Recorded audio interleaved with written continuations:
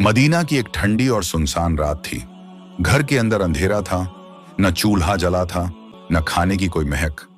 छोटे छोटे बच्चे भूख से तड़पते हुए मां की गोद में सिसक रहे थे। उनके मासूम होंठ सूख चुके थे और आंखों से आंसू बह रहे थे। हजरत फातिमा रजी अल्लाहु ताला अन्हा उनके सर पर हाथ फेर रही थी। खुद की हालत भी कमजोरी और भूख से कांप रही थी, मगर आंखों में सब्र का नूर झलक रहा था। उन्होंने बच्चों से कहा, मेरे लाल, सब्र करो, ये भूख अल्लाह की तरफ से एक इम्तिहान है। अगर हमने सब्र किया तो अल्लाह हमें जन्नत की नेमतें देगा जहां कभी भूख नहीं होगी। इतने में हजरत अली करम अल्लाहु वजहू घर लौटे। उन्होंने बच्चों की हालत देखी तो दिल रो पड़ा। आंसू रुकते न थे। उन्होंने कांपती आवाज में कहा, फातिमा, मेरे प्यारे बच्चे भूखे सो रहे हैं और मैं बेबस खड़ा हूं। ये मंजर मेरा दिल चीर रहा है।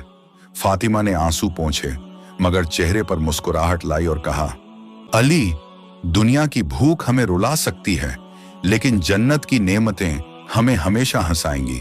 अल्लाह हमारे सब्र को जाया नहीं करेगा। इसी दौरान दरवाजे पर दस्तक हुई। बाहर एक गरीब मुसाफिर खड़ा था, जिसने कांपती आवाज में कहा, मैं अल्लाह की राह का मुसाफिर हूं, भूखा हूं, खाने को कुछ दे दो। घर में बच्चों के लिए एक छोटा सा टुकड़ा रोटी बचा था। अली की नजर बच्चों पर गई। उनके सूखे होंठ और मासूम आंखें उस रोटी की तरफ टकटकी लगाए हुए थीं, मगर फातिमा ने बिना देर किए वो रोटी उठाई और मुसाफिर को दे दी। बच्चों ने मासूमियत से रोटी जाते हुए देखा और उनकी आंखें छलक उठीं। फातिमा ने उन्हें सीने से लगाया और कहा, मेरे प्यारे बच्चों, अगर हम दूसरों को देंगे तो अल्लाह हमें अपनी जन्नत से खिलाएगा। अल्लाह की राह में देने से कभी घाटा नहीं होता। उस रात पूरा घर भूखा रहा। बच्चों की सिसकियां, अली का टूटा हुआ दिल और फातिमा का सब्र, यह मंजर आसमान के फरिश्तों ने भी देखा और रोए। सुबह जब नबी पाक तशरीफ लाए तो फरमाया, फातिमा, तेरे सब्र और इन्फाक अल्लाह की राह में देने को देखकर फरिश्ते रो पड़े।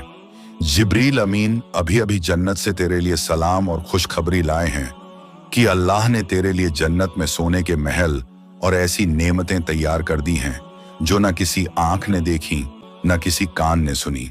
ये सुनते ही हजरत अली और फातिमा की आंखों से दर्द और खुशी के मिले जुले आंसू बह निकले। पूरा घर नूर से भर गया और बच्चों के चेहरे चमक उठे।